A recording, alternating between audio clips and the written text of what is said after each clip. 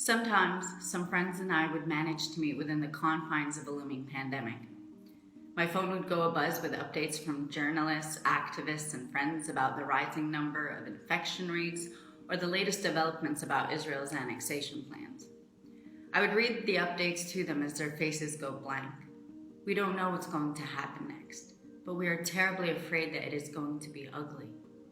Every now and then we'd ask one another, do you think we will survive what's coming? We know some of us will not. On June 23rd, 27-year-old Ahmed Arakat was executed at an Israeli checkpoint. Just 2 weeks later, Ibrahim Abu Yaqub was also killed by Israeli forces. In a trigger-happy occupation, none of us are safe. Even before Prime Minister Benjamin Netanyahu's call to formally annex Palestinian lands, we have been experiencing persistent annexation. Illegal Israeli settlements would spring up so quickly that you would think they were built overnight. And just as quickly, they would spread to creep across Palestinian villages and towns. A friend once told me, they never built the settlements in a temporary fashion. But Palestinians are facing a looming annexation, not just geographically and politically divided, but also separated in the way that they experience the occupation. Palestinians in Gaza, Palestinians in Area C of the West Bank, Palestinians with Israeli citizenship, and those scattered across the globe as refugees all experience the different facets of the occupation. In this sense, annexation will be felt differently by the different Palestinian communities. It is probably what the occupier is relying on, that divided in our experiences, we won't be able to unite in our response. But we are also trying to survive. In an economically underdeveloped West Bank and Gaza, Palestinians are forced to seek employment in Israel. Not only are they thoroughly exploited and left at the mercy of their Israeli employers, but they risk having their work permits revoked if they or any of their relatives show any signs of political resistance. In ensuring a dependent Palestinian economy, Israel has been able to rein in Palestinian resistance. The Palestinian Authority's talk about economic disengagement from Israel is simply laughable.